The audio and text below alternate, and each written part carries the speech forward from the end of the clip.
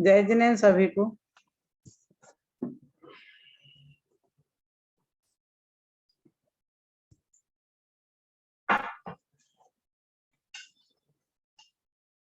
मेरी आवाज आ रही है?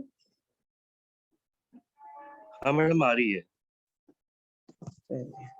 जय जिनेन्द्र। जय जिनेन्द्र। जय जिनेन्द्र। हाँ, सभी लोग टाइमली जुड़ गए हैं। हमारा टाइम, चलिए यहाँ शुरू करते हैं हम। तो आप सब लोग मेरे ख्याल से पहले भी कुछ दूसरे बैचेज में जुड़े हैं, हो सकता है कुछ न्यू भी हो। और जो लोग दूसरे बैचेज में जुड़े थे उनको मेजरली सबको टाइम का इशू जा रहा था, वर्किंग डेज थे तो। और मेरे पास ऐसे सुझाव भी आए थे, तो उसी हिसाब से हमने क्लास शुरू की है। तो मुख्यतः तो आप परमाणु मॉनस के बारे में सभी जानते हैं, पर फिर भी हो सकता है कुछ लोग इसमें नए भी जुड़े हों। अब थोड़ी देर में हम सबका इंट्रोडक्शन लेंगे, तो परमाणु मॉनस के बारे में थोड़ा सा मैं आपको जानकारी दे देना चाहती हूँ। परमाणु मॉनस देखो, हम जैसे कि आप सब जानते होंगे, आगम और परमाणु दो शब्द रहते हैं हमारे शास्त्रों में उपलब्ध होते हैं।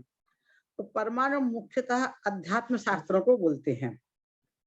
तो जो जैन दर्शन के मुख्य अध्यात्म शास्त्र मतलब जैन दर्शन के जो मुख्य सिद्धांत हैं, उन सिद्धांतों की जानकारी 5 सालों में हम आपको देंगे। और एक सेमेस्टर सिस्टम है। इस सिस्टम में हमारे 2 सेमेस्टर होंगे और एक सेमेस्टर में 5 पुस्तकें रहेंगी, जिनमें 3 पुस्तकें मैं word to word, line to line आपको पढ़ाऊंगी। 2 पुस्तकें सेल्फ स्टडी की हैं, क्योंकि वो ऐसी सरल है कि जिन्हें आप पढ़ के समझ सकते हो। फिर भी यदि आपको कहीं समझने में डिफिकल्टी रहेगी तो उसका हम क्लास में डिस्कशन करेंगे। आरंभ की 3 पुस्तकें जो अभी मैं आपके साथ लेने वाली हूँ, वो आपके पोर्शन में नहीं है, उससे आपका एग्जाम नहीं हो रहा, पर फिर भी मैं ले रही हूँ कि कुछ एकदम बिगिनर हैं, तो हमें नहीं पता कि इसको कितनी नॉलेज है। तो जैन दर्शन की उन मुख्य सिद्धांतों को इन 3 भागों में पढ़ाया गया है, जो आगे आपके पोर्शन में उन्हें समझने में जो सिद्धांत आपको उपयोगी रहेंगे, जो विषय वस्तु, तो उसका भी हम आरंभ में अध्ययन करेंगे। और ये मान के चलेंगे कि जो जैसे कि हमें इंग्लिश लैंग्वेज सीखनी है, फ्रेंच सीखनी है, तो ABCD से सीखनी रहती है, वैसे ही तो जिनको कुछ आता हो वो ये ना समझे कि हमारा टाइम वेस्ट हो रहा है, उनके लिए भी कुछ नया माल मिलेगा, भले वो नमोकार मंत्र का पाठ हो या चत्तारी मंडल का। मैं ये ध्यान रखूंगी कि जो बिगिनर है उन्हें भी कठिन ना हो, जिन्हें आता है उन्हें भी कुछ ना कुछ नई चीजें मिले, ताकि आपको अब लगेगा सही चीजें हैं। तो क्लास में आपको ध्यान से सुनना है, बीच बीच में मैं आपसे पूछती भी रहूंगी। तो नॉर्मली मैं नाम नहीं देखती हूँ, तो मैं आपसे बोलूंगी आप हैंड रेस कीजिए, फर्स्ट क्लास है तो जो आप जो बोलना चाहेंगे उनसे बुलवाएंगे, बाकी नेक्स्ट क्लास से फिर टीम लीडर उस नाम लेंगे, फिर आपको बोलना थोड़ा थोड़ा आपको क्या समझ में आ रहा है वो, और क्या नहीं समझ में आ रहा है वो, मतलब क्या डाउट है, तो जिससे मुझे समझ में आएगा कि आप को मैं कितनी सरलता से और कैसे ले सकूं। ध्यान रखना है। तो परमाणु मॉनस का उद्देश्य हमारा ये है कि जैन सिद्धांतों की वो जानकारी जिसके पढ़ने के पश्चात हम जैन शास्त्रों को स्वयं पढ़ सके, उनका गंभीर मर्म समझ सके, और हमारे आसपास के लोग, हमारे बच्चे, हमारे नाती पोते जो भी हैं हमारे घर में, जो जैसे इष्ट हैं, अपने मित्र को, उन्हें हम जैन सिद्धांतों को बता सके, जैन सिद्धांत कहाँ हैं जो गलत समझे जाते हैं उनके बारे में। और मेन बात है कि हमें आत्म कल्याण करना है, कि हम हमारी लाइफ में जो टेंशन है, उस टेंशन फ्री लाइफ हम कैसे बिता सकते हैं, हम अपनी लाइफ को हैप्पी लाइफ कैसे बना सकते हैं, इस जैन सिद्धांतों को जीवन में उतार के हम अपने चित्त को शांत कैसे कर सकते हैं, वो सब चीजें इसमें बताई जाएंगी। डे टू डे लाइफ में हमारे बहुत परेशानी आती हैं। आजकल कोरोना चल रहा है, तो अनेकों के जीवन में अनेकों परेशानियां आ भी रही हैं, तो उन सब से बचा तो नहीं जा सकता है, पर उन्हें हम कैसे फेस करें, किस तरह से करें, हमारे सामने आजू बाजू परिस्थितियां हो रही हैं, उनको से हम शांत चित्त से कैसे फेस करें, वो चीज इस सब में बताई जाएगी, तो आपके लिए उपयोगी रहेगी।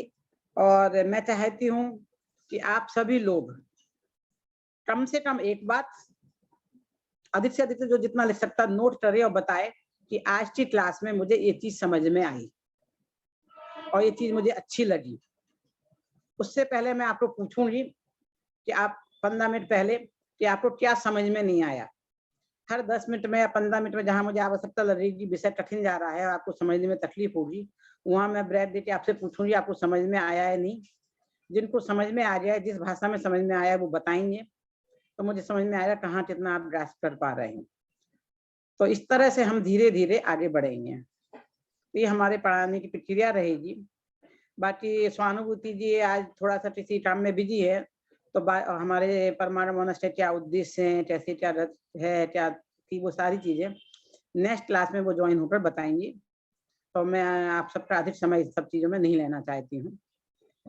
सर्वप्रथम बालोद पाठमाला भाग 1 नॉर्मली हम ये 3-4 साल 5 साल के बच्चों को पढ़ाते हैं।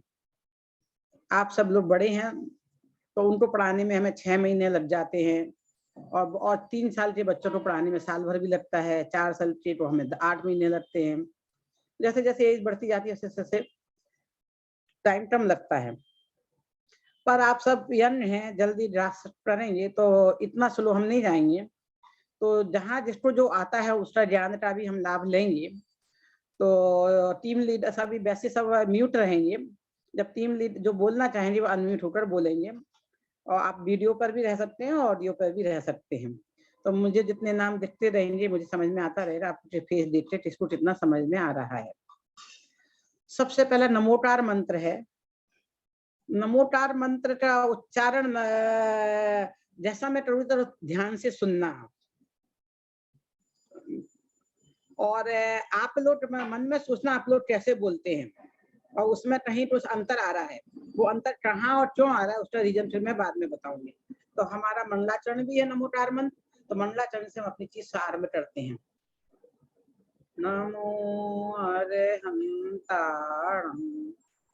नमो सीताणं नमो आयर्याणं नमो उवज्यायाणं नमो लोये सभ्यसाहुणम् ऐसो पंच नमो यारो सभ्य पापप्रणाशनो मंगलाणं च सभ्येसिं परमं होई मंगलम्। अब आप में से कोई एक जन इसे मेरे को ऐसे ही मंगलाचरण करके बताए, पढ़ के बताए। पुस्तक है बालोद पाठमाला भाग 1 पाठ 1 पेज नंबर आपके में आरंभ का पेज होगा 3-4 2-3 नंबर जो भी लिख लीजिए। पीडीएफ से हो तो पीडीएफ का पेज नंबर थोड़ा अलग रहता है। तो आप में से कौन बताए गए हैं वो अनम्यूट होकर सेल्फ अनम्यूट होकर बोल दे पढ़ दे। तो बिल्कुल बेसिक है, अपने बच्चे को सिखा देते हैं, सबको आता ही होगा, मैं ऐसा मान के चल रही हूँ।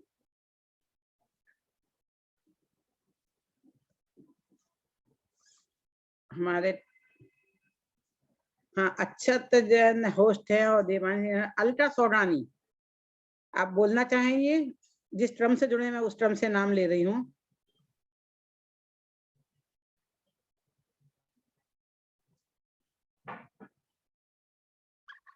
हाँ अल्ट्रा सोडानी। ये कौन सी बुक अपने को खोलनी है अभी ये पढ़ने के लिए? बालबोध पाठमाला भाग 8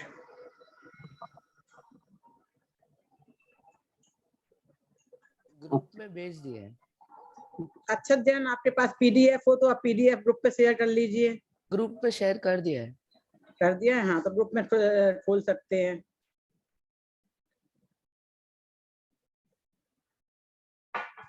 देखिए मैं आप सबका हम परिचय भी लेंगे, पर जिस जो बोलेगा वो अपना परिचय देगा, खाली परिचय में हम अपना टाइम नहीं डालेंगे। मैं बोलूं मैडम? हाँ जो अपने बोलेंगे, जैसे जब आप बोल रहे हैं आप अपना नाम बताइए, अपने जगह का नाम बताइए, आपकी मतलब क्या एज है, आप अभी तक क्या कर रहे हैं, थोड़ा परिचय दे देंगे तो सबको परिचय भी हो जाएगा, एक दूसरे से हम परिचय ले लेंगे। तो जो जो बोलता जाएगा धीरे धीरे हमारा उनसे इंट्रोडक्शन होता जाएगा। चलिए मैं पहले मेरा इंट्रोडक्शन दे दूं। मैं जिनेंद्र, मैं आर के जैन बेंगलोर से 68 इयर्स ओल्ड। नमो अर्यन्तान् नमो सिद्धाणं नमो छायाणं नमो साहुणं ऐसो पंचनमुकारो पावप्रणाशनो मंगलानां च संवेसी परमं हवै मंगलम। बहुत बढ़िया आरके जैन साहब। अब कोई और बोलना चाहेगा? बीच बीच में अब इन्होंने ब्रेक दिया है कि आवाज ब्रेक हुई है, वो समझ नहीं आया, तो इसलिए मैं कुछ कमेंट नहीं कर पा रही हूँ। कोई और बोलना चाहेगा? मैं बोलूं?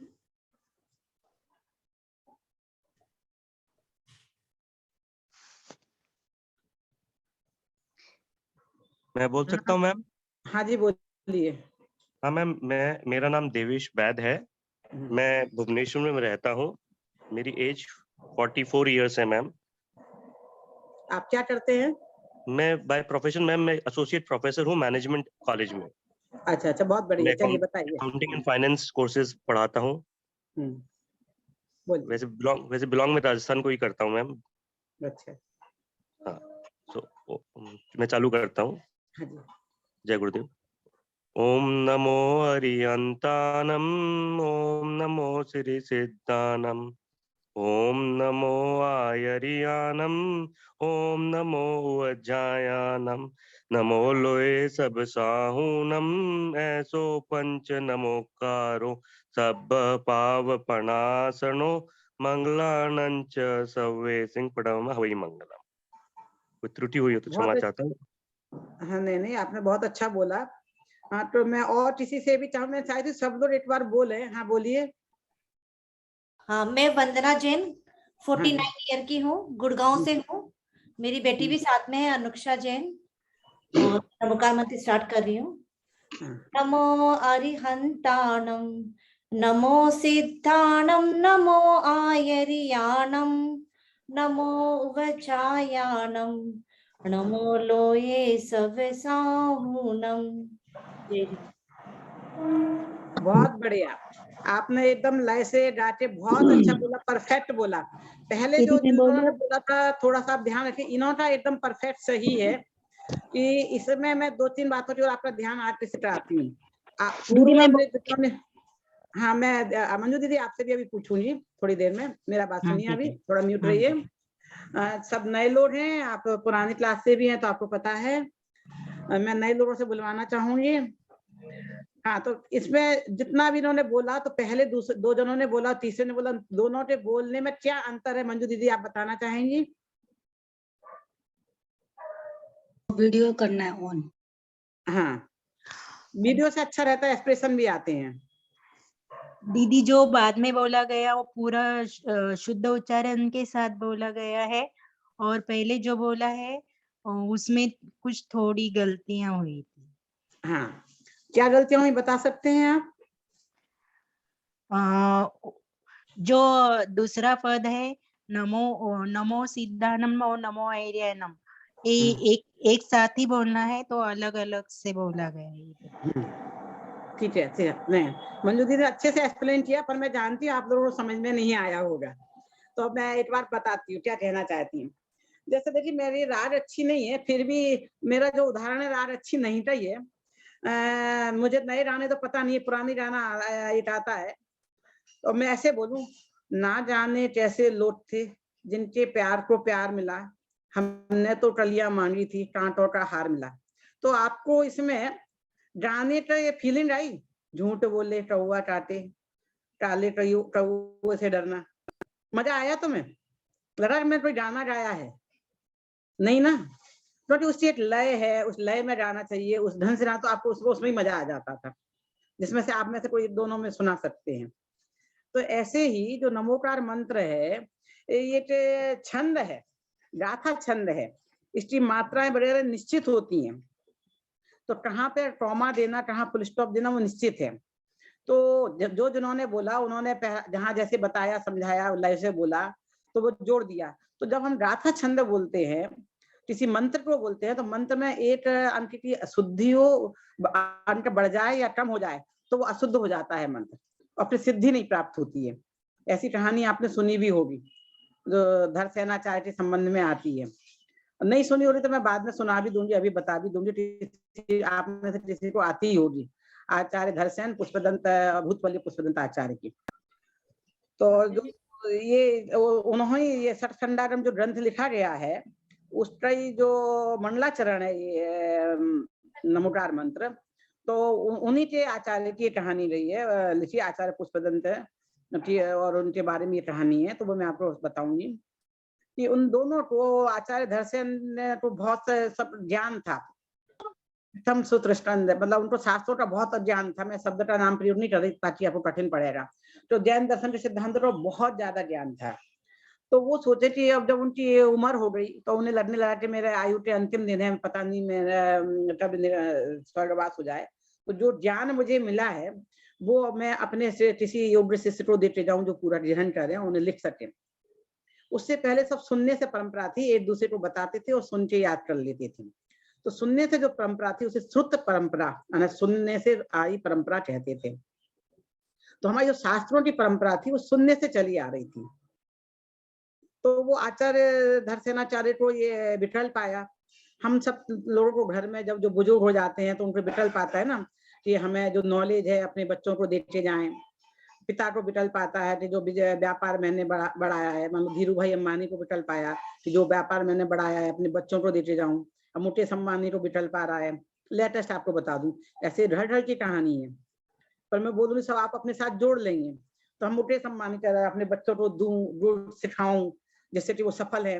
जो नुकसान हानियां मैंने उठाई हैं वो मेरे बच्चे को नहीं उठाना पड़े और मैं उन्हें सिखाते जाऊं। ऐसे भाव आ जाते हो, जितना नॉलेज मेरे अनुभव से मेरे ज्ञान से देते जाएं। ऐसा ही भाव उन्हें भी आया।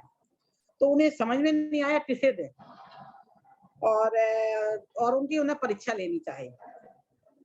तो परीक्षा लेने के लिए उन्होंने मुनिराजों के संघ की ओर अपनी दृष्टि डाली। तो दो मुनिराज हमें उन्हें समझ में आए, भूतबली और पुष्पदंत। उनके ओरिजिनल नाम जो भी रहे हो पर वर्तमान में भूतबली और पुष्पदंत फेमस नाम है। तो दोनों आए, दोनों हिस्ट पुष्ट थे, पर दोनों में एक जो पुष्पदंत थे उनके दांत बाहर निकले थे, ऐसे समझ में आ रहे। और दूसरे थे वो दुबले पतले एकदम थे, सीखिया पहलवान, हड्डियां भी नजर आती थी। तो दोनों को उन्होंने आज्ञा दीजिए गुरुदेव। तो उन्होंने बताया कि मैं आपको 2 मंत्र देता हूं, और जब ये मंत्र की आप सिद्धि करेंगे तो आपको 2 सर्वांग सुंदर देवियां प्रकट होंगी, और जब सर्वांग सुंदर देवियां प्रकट हो जाएं तब मेरे पास आना। और एक बात विशेष ध्यान रखना कि हर छोटी छोटी बात के लिए मेरे पास दौड़ते चले मत आना। कुछ आपको शंकाएं हो तो उनके समाधान स्वयं ढूंढना, और मंत्र की सिद्धि करके ही मेरे पास आना। दोनों जी आज्ञा गुरुदेव हो गए और मंत्र सिद्धि करने बैठे। योग्य थे, बुद्धिमान थे, उनको बहुत जल्दी ही मंत्र की सिद्धि हो गई। पर हुआ क्या, गुरुदेव ने बोला था कि सर्वांग सुंदर देवियां आएंगी। एक बार उनके मन में आया भी था, हम तो निर्ग्रंथ मुनिराज हैं, हमारे लिए सुंदर देवियों का क्या काम, हम तो ये सब राजन छोड़ के आए हैं। पर उन्होंने कहा, गुरुदेव ने कहा क्वेश्चन मत पूछो हमसे, समाधान ढूंढो। गुरुदेव ने हमें आज्ञा दी है तो कुछ ना कुछ इसमें राज होगा, चलो हम सिद्ध करते हैं। और उन्होंने गुरुदेव से प्रश्न नहीं पूछे और वो जाके मंत्र सिद्धि की जल्दी।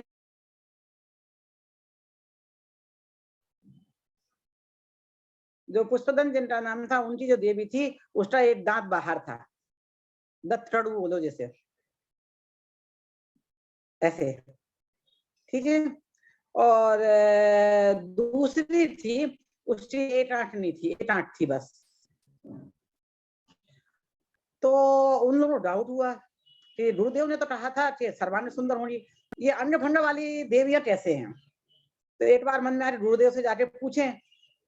फिर गुरुदेव का जो मंत्र है इसमें जरूर कोई ना कोई गलती है, तो गुरुदेव को जाके बोलें, मंत्र सुधार के दें। फिर उन्होंने कहा नहीं, गुरुदेव ने हमें आज्ञा दी थी छोटी छोटी बातों के लिए मेरे पास दौड़ के मत आना, खुद समाधान ढूंढना।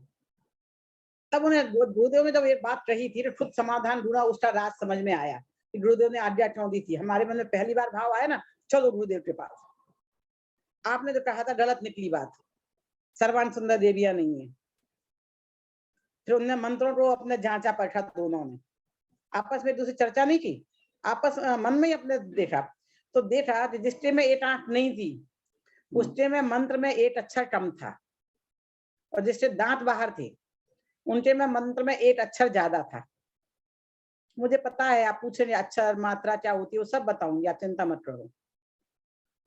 तो जिससे में 1 अक्षर ज्यादा था उसके दांत बाहर थे, जिससे में 1 अक्षर कम था उसके 8 आंख बंद थी। 8 आंख थी, 1 नहीं थी।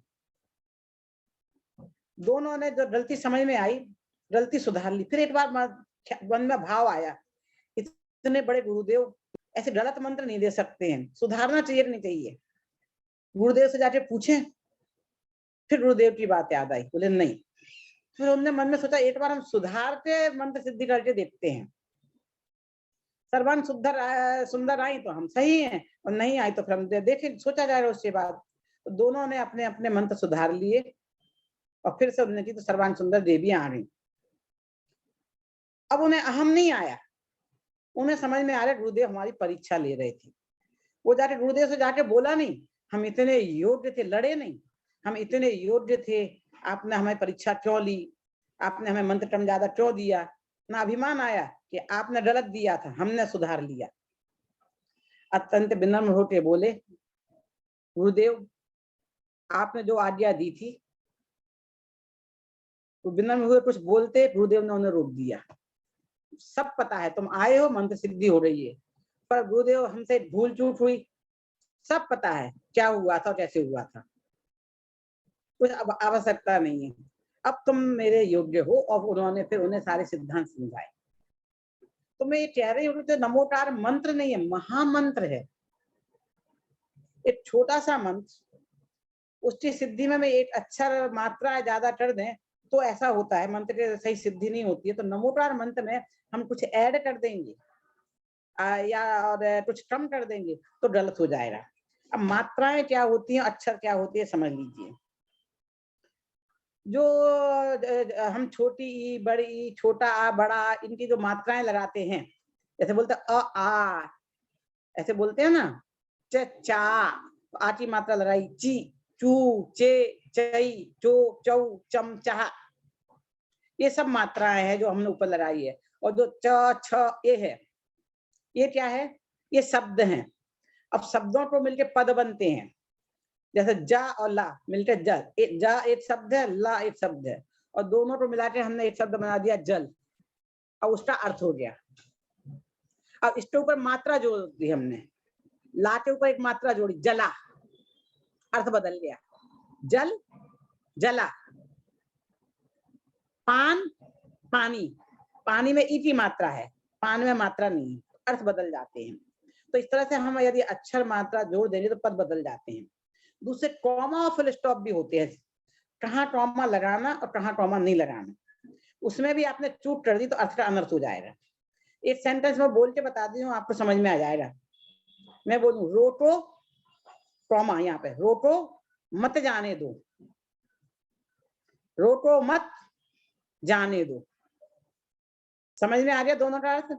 पहले मैंने बोला रोको, तो यहाँ में मैंने कॉमा लगाया है, ब्रेक दिया है। मत जाने दो, इसका मतलब है उसे आप घर में रोक लो। दूसरे में बोल रही रोको मत जाने दो, इसका अपोजिट अर्थ हो गया। क्लियर हुआ पॉइंट? तो जो जिन्होंने थोड़ा सा आगे सम्मान वाचक लगा दिया, ठीक है, हमारे बड़े हैं, सम्माननीय है, पूजनीय है, उनके साथ हमारे लिए सम्मान शब्द लगाना चाहिए। तो जब मंत्र बोलते हैं, महामंत्र बोलते हैं, उस समय वो सम्मान वाचक शब्द का प्रयोग नहीं किया जाता है। एक बात क्लियर? तो एक जनों से गलती हुई थी, उन्होंने सम्मान वाचक शब्दों का प्रयोग करके अच्छी राग में गाया था, बहुत अच्छा था। दूसरों से गलती ये हुई थी, उन्होंने कॉमा फुल स्टॉप पर ध्यान नहीं रखा था। तो यहाँ कहाँ कॉमा है, कहाँ फुल स्टॉप है, मैं बताती हूँ। पहला हम बोलते हैं नमो अरहंताणम, नमो सिद्धाणम, नमो आयरियाणम, ये रॉन्ग है। हमें कैसे बोलना है? नमो अरिहंताणम। अब आगे के जो दो पद है वो साथ में बोलने हैं। नमो सिद्धाणम, नमो आयरियाणम, इस तरह से बोलना है। पहली पंक्ति में अंतर है, दूसरी में सेम है। नमो उवज्जायाणम, नमो लोये सभ्यसाहु, उसमें कोई रॉन्ग नहीं है। तो जहां मिस्टेक आई है नमो सिद्धाणम और नमो आयरियाणम है, इसको बोलने में आई है, तो इनको साथ में बोलना है। सबको ख्याल में आया है जो एक बात पॉइंट बताया है? अब आप में से हाँ, मैं एक चीज और समझना हम्म हाँ, मैं एक चीज और समझना चाहूंगा। तो वो ओम तो नहीं बोलना चाहिए था, जहां तक मैं समझ पाया, है ना। दूसरी चीज की ये आधा बोलते हैं और पूरा बोलते हैं। जैसे मैंने पूरा बोला था, मुझे समझ नहीं है कि वो जैसे मतलब नमो लोए सब साहुनंग या आगे ऐसो पंच नमोकारो, तो नवकार कहाँ तक है मतलब? हाँ, ऐसा दोनों ही बोल सकते हैं। जो ये नमोकार मंत्र है और वो जो दूसरे दो लाइनें हैं वो नमोकार मंत्र की महिमा वाचक है। तो कभी कोई महिमा वाचक बोलता है, कहीं कोई महिमा वाचक नहीं बोलता है। अच्छा, इसलिए जब हमें मान लीजिए टाइम कम है, हाँ। कभी टाइम लिमिट में बोलना है कि आप 1 मिनट में बोलिए, तो सिर्फ मंडलाचरण करना है, तो आप 2 लाइनें मत बोलिए, तो टाइम ज्यादा ले लेंगी। और टाइम अधिक है तो बोल दीजिए, उसमें दोनों में कोई गलती नहीं है। वो 2 गलती नहीं तो लाइनें अब महिमा वाचक है जो आगे मैं बताऊंगी। नहीं तो अब जैसे अपने को माला फेरनी है या कुछ अपने को करना है, जैसे आपने कहा मंत्र करना है सिद्धि के लिए, तो मंत्र सिद्धि के लिए करना है या माला करनी है नियम से, तो उसके समय पूरा बोलना उचित है कि आधा बोलना उचित है? वो दोनों में से बढ़िया कौन? ना, उचित है पूरा बोलो आप, उससे हमें भाव ख्याल में आता, भाव पकता है। देखो हमारे भाव किसमें पकड़ रहे हैं, इसमें नमोकार मंत्र में सिर्फ नमस्कार किया गया है, उसमें महिमा भी बताई जिससे हमें लाभ क्या होने वाला है। तो ये मेन हमारे भावों में फीलिंग कैसे आ रही है, भाव फील रट के नहीं बोलना है, भाव फील करना है हमें। क्लियर? हाँ। ओके, अब हैंड रेज हो रहा है, वो बोल के बताएंगे। हाँ, ये क्वेश्चन ये है कि मतलब सिद्ध पद और आचार्य पद को दोनों को साथ में क्यों नमस्कार किया गया है? ऐसा है कि दासा छंद है, इसमें 35 अक्षर, वो आप जिन्होंने मो ऐसे अक्षर और 58 मात्राएं होती हैं, तो उनको उस छंद में ऐसे साथ में बोला जाता है, उसकी लय ऐसी है इसलिए। नहीं, पर सिद्ध का पद और आचार्य का पद तो अलग अलग है। हाँ, कोई बात नहीं, बोलने से अंतर नहीं पड़ता ना कुछ भी। ऐसे गाथा के हिसाब से कहाँ कितने पद आने, इसलिए किया हुआ है। ट्रेडिशनली में तो अपन नमो अरिहंताणम, नमो सिद्धाणम और नमो आयरियाणम बोलते हैं। अब आप ये जिसमें अभी आपने बताया है उसमें नमो सिद्धाणम, नमो आयरियाणम, तो इसका क्या रीजन क्या है? बोलने में हमसे आप देखिए लिखा हुआ कैसे, कॉमा और फुल स्टॉप कहाँ लगा हुआ है आपके जो ग्रंथ आपको दिया है उसमें। एक मिनट में खोलता हूँ, क्योंकि सिद्ध का पद और आचार्य का पद तो बिल्कुल अलग ही हुआ ना गुण के हिसाब से। तो हाँ अलग है, पर उस लय के हिसाब से साथ में बोलना है, लय के हिसाब से, राथा के हिसाब से। अच्छा, ठीक है। हाँ, हैंड रेस्ट इसका है, वो नंबर बोल के बताने वाले हैं हमें। एक्चुअली मुझे सबसे इंट्रोडक्शन भी लेना है, आपको परिचय हो जाए, हमारा हुआ नहीं हुआ, तो नमोकार बोलते हुए आप अपना इंट्रोडक्शन देंगे तो अच्छा है। मंडलाचरण भी हुआ, इंट्रोडक्शन भी हो गया। और एक जन पहले नमोकार में जब एकदम परफेक्ट आ जाएगा जिनका बोलने में, तो दूसरों से मैंने जो बात बताई वो एक पॉइंट बताते जाएंगे, तो रिपीटिशन भी हो जाएगा, तो आपको याद भी हो जाएगा। पहले से नमोकार मंत्र बोल दीजिए आप जिन्होंने हैंड रेज किया है, अपना नाम इंट्रोडक्शन देते हुए बोलिए। हाँ, जय जिनेंद्र। हेलो, आवाज आ रही है? हाँ बराबर आ रही है, आप पूछिए नहीं, जब आवाज नहीं आ रही तो हम खुद बोल देंगे। ठीक, मैं डॉक्टर प्रीति तडैया हूँ और मैं बॉम्बे से हूँ और मैं डेंटिस्ट हूँ। मैं नमो अरिहंताणम बोल रही हूँ। नमो अरिहंताणम, नमो सिद्धाणम, नमो आर्याणम, नमो वजायानम, नमो लोए सवसाहूनम, ऐसो पंचे मोयारो सव पाव शासनो मंगलानम च मंगला एवं च सर्वे सिंह परमम होई मंगलम। बहुत बढ़िया, पहला प्रयास बहुत अच्छा। दूसरे और कौन बोलना चाहेगा? मैं बोलना चाहूंगी। जरूर बोलिए आप, हाँ, अपना परिचय देते हुए। मैं अमिता जैन आगरा से। नमो अरिहंताणं नमो सेधाणं नमो आयरियाणं नमो वज्रायाणं नमो लोहे सवे साहुणं ऐसो पंच नमोकारो सवे पावपणासणो मंगलाणं च सवे सिंह परमं हवै मंगलम्।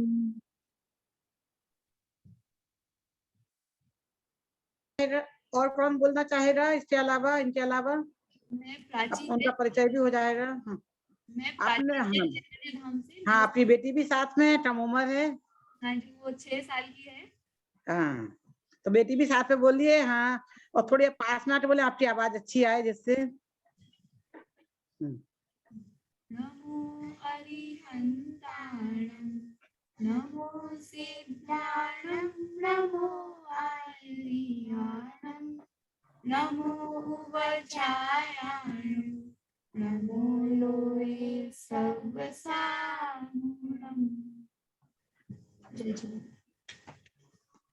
बहुत बढ़िया। पहले भी जो बेटी के साथ थी उनका एकदम परफेक्ट था, आप भी बेटी के साथ हैं, दोनों के एकदम परफेक्ट हैं। और जो पहले बोले उन्होंने बोले सही है, थोड़ा थोड़ा सा उसमें था करेक्शन, धीरे धीरे टाइमली हो जाएंगे। हाँ, अभी जो नेक्स्ट बोलेंगे तो जो मैंने विशेष बात बताई, जो कहानी सुनाई, मैं एक बार सुनना चाहूंगी कि आपको कहानी में क्या समझ में आया, और नमोकार मंत्र ऐसे क्यों हमें साथ में बोलना चाहिए। वो 8 पॉइंट 8 जन क्लियर करते जाए तो अच्छा है। आपका नाम मेरे से मिस हो रहा है अभी जिन्होंने बोला। प्राची जैन। ओके, बहुत बढ़िया। कहाँ से हैं आप? चैतन्य धाम, गुजरात। कहाँ से? चैतन्य धाम। अच्छा अच्छा, चैतन्य धाम से, बहुत बढ़िया। समझ में आ रहा है ना, बोलने से समझ में आता कहीं ना है चीज है, बीच कहाँ का है समझ में आ रही है चीज। चलिए, हाँ, अब और कौन बोलना चाहेगा? मैं आपका इंट्रोडक्शन ले रही हूँ इसलिए सबसे बुलवा रही हूँ। आज इसको नेक्स्ट क्लास में किसको देना है?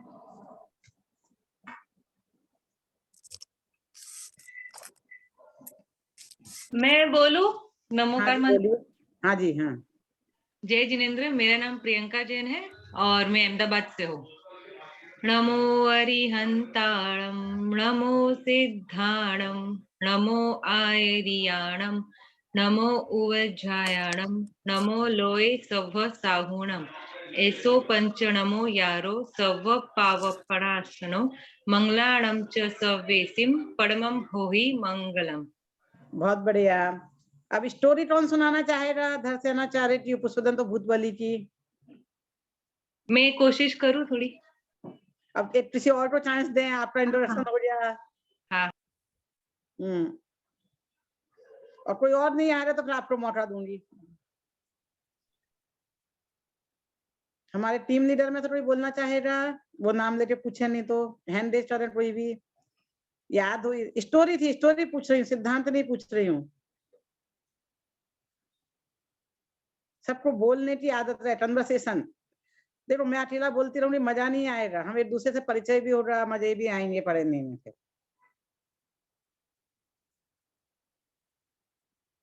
कोई हैंड रेज नहीं हो रहा है लगता है। टीम लीडर में से कोई बोलेगा? 2 टीम लीडर हैं। मैं बोलूं नौकार मंत्र? स्टोरी चाहिए मुझे अब, स्टोरी। नमोकार मंत्र अब तो सही भी आने लगे हैं थोड़े से, ऐसे 1-2 बार में और सुधर जाएंगे। स्टोरी क्या चीज की? मैडम मैं सुनाऊं? मैडम मैं सुनाऊं अगर आप परमिट करें तो? जरूर जरूर। हाँ, तो मैम स्टोरी में ये था कि मुनिराज ने दोनों अपने शिष्यों को बुलाया और कहा कि भाई ये मंत्र है, इसे आप सिद्ध करके आइए, और अगर आपको कुछ इस मंत्र में शंका हो तो तुरंत मेरे पास मत आइएगा, समाधान अपने आप ढूंढिएगा। ऐसा नहीं है कि आपको कोई भी विचार आए तो आप मेरे पास चले आए पूछने के लिए, अपने आप समाधान ढूंढिए और सिद्ध करके आइएगा। तो दोनों ने वो मंत्र, उस मंत्र में ये था कि मंत्र की सिद्धि पे उनको बहुत ही सुंदर सुशील युवती, मतलब कन्या का वो होगा, दर्शन होगा। तो दोनों ने, मुनिराज ने गुरुदेव का आज्ञा अनुसार मन में विचार तो आया कि हम मुनि लोग हैं, सुंदर कन्या का हमारा क्या मतलब वो है तात्पर्य इस मंत्र से। पर क्योंकि गुरुदेव ने सिद्ध करने के लिए कहा था, तो गुरुदेव की आज्ञा का पालन करते उन्होंने उस मंत्र का उच्चारण चालू किया। इसमें ये भी बताया गया कि पहले जैसे कि दोनों का फिजिकल जो स्ट्रक्चर है कि एक के जो थे थोड़े दांत बाहर निकले हुए थे मुनिराज के, और दूसरे मुनिराज एकदम पतले दुबले थिन हड्डियां दिख रही थी, मतलब वैसे थे। तो दोनों ने मंत्रोच्चारण किया जैसे उनके गुरुदेव ने दिया था। तो एक मुनिराज ने जब मंत्र उच्चारण किया तो उन्हें जो युवती प्रकट हुई तो उसका एक दांत बाहर था। तो उन्होंने कहा अरे ये तो जो परिभाषा जो दिया था गुरुदेव ने उस अनुरूप नहीं है, तो इसका मतलब कहीं त्रुटि हुई है। दूसरे मुनिराज के साथ भी ऐसा ही हुआ कि उनको जो दिखी वो उतनी सुंदर नहीं थी, उनकी एक आंख बंद थी कन्या की। उन्होंने कहा अरे ये तो जो बताया गया था उस अनुरूप नहीं है, इसका मतलब हमारे कहीं त्रुटि है।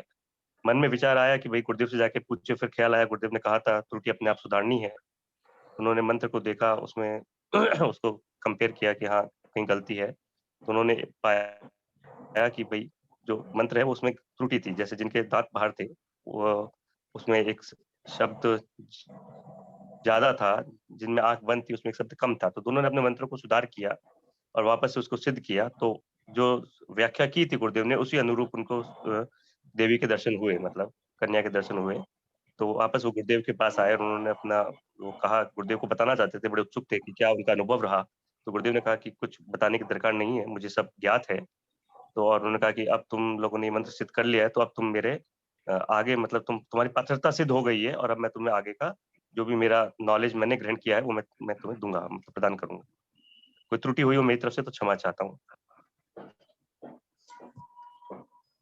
नहीं, आपने बहुत अच्छा बोला। और बिल्कुल मैं जानती हूँ कि नाम याद में नहीं रहते हैं, नाम में कंफ्यूजन रहता है, तो आप नाम से बचे, बहुत सही है। मैं नाम वो याद कराना मेरा उद्देश्य भी नहीं है। और मैं एक बात स्लिप हो गई मेरे को बताना, वो और बता देती हूँ, आपने बताई तो ख्याल आई कि जो जिनके दांत बाहर थे पुष्पदंत, तो जो सर्वांग सुंदर देवन्न प्रकट हुई तो उनके दांत एकदम, जब उन्होंने अपने बॉडी की ओर देखा तो उनके दांत सही हो गए थे। और जब मंत्र सिद्धि हुई ना तो वो उनका हो गया, और जो दुबले पतले थे वो एकदम स्वस्थ हो रहे थे, उनको वो सिद्धि हुई। तो इसलिए उनका नाम पुष्पदंत, पुष्पों के समान दांतों की है पंक्ति जिनकी एकदम, हाँ, तो इसलिए उनका नाम पुष्पदंत पड़ गया। फिर पहले उनका दूसरा नाम रहा होगा, पुष्पदंत नाम फेमस है। और दूसरा भूत बलि, तो पहले वो दुबले पतले थे, फिर वो अच्छे स्वस्थ हृष्टपुष्ट बढ़िया हो रहे, तो वो भूत बलि बलशाली हो रहे, तो उनका नाम भूत बलि रखा गया। तो गुरुदेव ने उन्हें जब आए तो उन्होंने बोला, गुरुदेव ने आइए भूत बलि और पुष्पदंत। तो जब उन्होंने अपनी ओर देखा तो ये नाम उन्हें आचार्य ने उन्हें दिए, पधारिए भूत बलि और पुष्पदंत। तो उन्हें देखा कि उनके दांत एकदम सही हो रहे थे और उनके दांत वो स्वस्थ हो रहे थे, तो गुरुदेव ने उन्हें ये दो नाम दिए मंत्र सिद्धि से। तब उन्हें ख्याल में आई कि जब आप मूर्छिमा पिटासक पढ़ेंगे तो उसमें बत्ता के लक्षण बताए हैं कि बत्ता का जो लक्षण है अंग भंग नहीं होना चाहिए। तो जिन आचार्यों को वो आचार्य पद दे रहे थे, उन्हें लिखने के लिए इतना युद्ध बना रहे थे, तो उनमें कुछ ऐसा दांत बाहर निकला हो या दुर्बल हो तो वो कार्य सिद्धि नहीं होती। इसलिए गुरुदेव ने उन्हें ऐसे मंत्र दिए, उनकी परीक्षा भी हो रही और उनको मंत्र की सिद्धि हुई, तो उनको वो स्वास्थ्य लाभ भी मिल गया। तो नॉर्मली जैसे मैं तो याद है, मैं 9th में थी शायद, 8th या 9th की बात है, एक मेरे को टीचर पढ़ाने आती थी। तो वो टीचर ने शायद प्लास्टिक सर्जरी कराई थी फेस की, तो फेस उनका वो जरा भी बोलती थी तो लाल हो जाता था, धूप में निकलती थी लाल हो जाता था। तो हम उस समय बच्चे ही थे, तो सब क्लास के बच्चों ने लाल मुंह का बंदर कह के चढ़ाते थे, फिर वो लाल हो जाता था। पर उनसे कोई बच्चा पढ़ नहीं सकता था। जब भी वो क्लास में आती उनका चेहरा देखते हंसते रहते बस, और या तो क्लास बंद कर देते, हंसते रहते, और बच्ची से पढ़ लेते थे उनसे नहीं। पर वो पढ़ाती बहुत अच्छा थी, टीचर पढ़ाने में एक्सपर्ट थी। पर वो पढ़ाने में एक्सपर्ट होते हुए भी हमने किसी स्टूडेंट ने किसी पढ़ाई पर कभी ध्यान नहीं दिया, उनके मजाक ही उड़ाते रहे और क्लास से बाहर जाते रहे। मुझे क्यों पता है, तो मैंने उनकी कोई 1-2 क्लास अटेंड की होगी, तो मुझे पता है पढ़ाती बहुत अच्छा है। तो वो बात मेरे दिमाग में थी। और जब मैंने मूर्छिमा पिटासक में पढ़ा कि जो पढ़ाने वाले टीचर है उनका अन्न भंग नहीं होना चाहिए, और फिर जब स्टोरी पढ़ी तो ख्याल में आया कि आचार्य धरसेनाचार्य थे, उनके ख्याल में थी कि यदि आचार्य रहेंगे, इनके दांत बाहर रहेंगे तो सब लोग इनका मजाक उड़ाएंगे। तो उन्होंने ऐसा मंत्र दिया, वो चीज सही से मंत्री सिद्धि भी हुई, उनकी परीक्षा भी हो गई। और दूसरा, कमजोर स्वास्थ्य होगा, हम बीमार रहेंगे तो पढ़ा सकते हैं, पढ़ सकते हैं, जरा सा सिर दर्द होता है तो उस दिन पढ़ाने का मन नहीं होता है। और बीमारी और के घर बन जाए तो स्वस्थ शरीर में काम होते हैं। तो इसलिए दोनों आचार्यों को ऐसे मंत्र दिए थे और जिनसे उनको वैसी सिद्धि हो, उनका शरीर वैसी हो। उनके नाम, एक का नाम भूत बलि रखा, दूसरे का पुष्पदंत। क्लियर? इनके दो नाम क्यों पड़े इसके लिए? हाँ मैम, एकदम क्लियर। आपने काव्य का क्या नाम बताया? मतलब ये जो ग्रंथ आप बता रहे हैं वो थोड़ा सा मैं सुन नहीं पाया। सटखंड एक पुस्तक है, आपको ये मिलेगी ऑनलाइन, बाल बुद्ध प्रशिक्षण गाइड। इसमें आपको सब मिलेंगी। इसका जब बाल बुद्ध पर भाग इससे नाम मिलेंगे आप। सटखंडागम उसका मंडलाचरण है। आचार्य का नाम था मेनाचार्य धरसेनाचार्य, उनके शिष्य थे पुष्पदंत और भूतबली। ठीक है मैम। ठीक है ना? क्लियर सबको? फास्ट नहीं आ रहे, समझ में आ रहा है ना सबको? हाँ जी। हाँ, अब जो मैंने थोड़ी सी बात ग्रामर से संबंधित बताई थी, हालांकि धर्म से उससे संबंध नहीं है, पर आगे आप जाएंगे तो उनकी उपयोगिता आएगी। अभी मैं आपसे रिपीटेशन करा लूंगी तो आपको याद हो जाएगा, क्योंकि आप पढ़ते पढ़ते साथ साथ आपको याद भी हो जाए। आपको मेरे याद करने के लिए आपको मेहनत नहीं करनी पड़े, वो भी मैं चाहती हूँ। तो अक्षर, पद, मात्रा, इनके संदर्भ में थोड़ी सी मैंने जानकारी दी थी। अक्षर कैसे कहते हैं, मात्रा कैसे कहते हैं, पद कैसे बोलते हैं, ये ग्रामर संबंधी बात थी। सामान्य ग्रामर हिंदी पढ़ाते समय आपको बताते हैं, इंग्लिश में इंग्लिश की ग्रामर बताती है। जैसे वो बताते हैं ना, ए ई आई ओ यू, ये हैं, तो इनका अलग नाम दे देते हैं। फिर ऐसे बताते हैं, ऐसे इंग्लिश की ग्रामर अलग है, ऐसी हिंदी की ग्रामर है। तो ए बी सी डी, तो ये हिंदी में आ बा सा दा ऐसे जो है वो अक्षर हैं।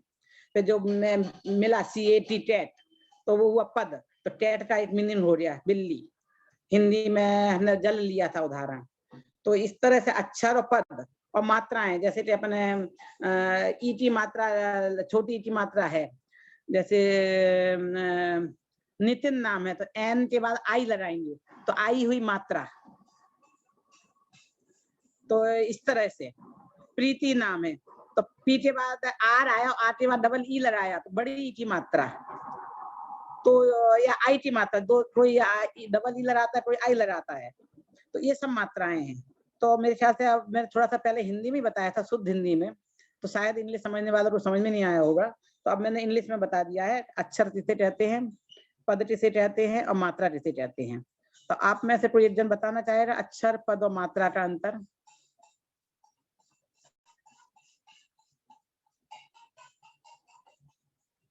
जो अभी तक बिल्कुल नहीं बोले उनमें से कोई बोलना चाहेगा, अपना इंट्रोडक्शन भी दे और बताए। मैं बताऊं मैम? हाँ बताइए। जय जिनेंद्र, मैं अनु जैन बैंगलोर से। आपने अक्षर, मात्रा और पद का ये डिफरेंस बताया कि एक अक्षर से शब्द पूरा भाव चेंज हो जाता है, मात्रा से, अक्षर से और शब्द से पूरा भाव चेंज हो जाता है। और जिस तरह से यदि हम लोग उसका अक्षर और भाव का ध्यान नहीं रखेंगे तो हम लोगों की पूरी मीनिंग ही उसका उल्टा हो जाएगा। जैसे कि उन्होंने जो भूतबली और पुष्पदंत ने एक अक्षर और एक मात्रा का अंतर किया था, इसीलिए उनको उस समय लाभ नहीं मिला था। जब उन्होंने उस अक्षर और मात्रा का अंतर खत्म किया तब उनको उसका लाभ मिला। जैसे अभी हम लोग एक एग्जाम्पल लेंगे, रुको जाओ मत, तो रुको मत जाओ, तो कॉमा का अंतर होने के कारण ही पूरे सेंटेंस का मीनिंग ही डिफरेंट हो गया है। इसलिए कॉमा और फुल स्टॉप का करेक्ट जगह में यूज करना बहुत ज्यादा जरूरी है। जय जिनेंद्र।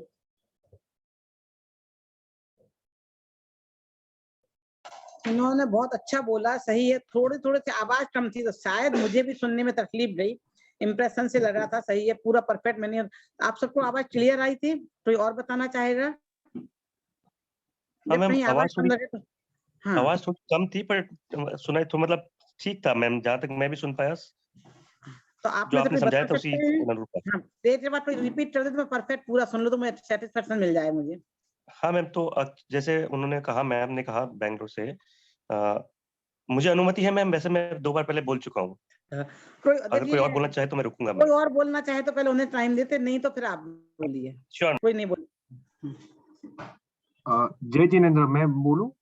जरूर। हाँ जी, मेरा नाम प्रणव मेहता है।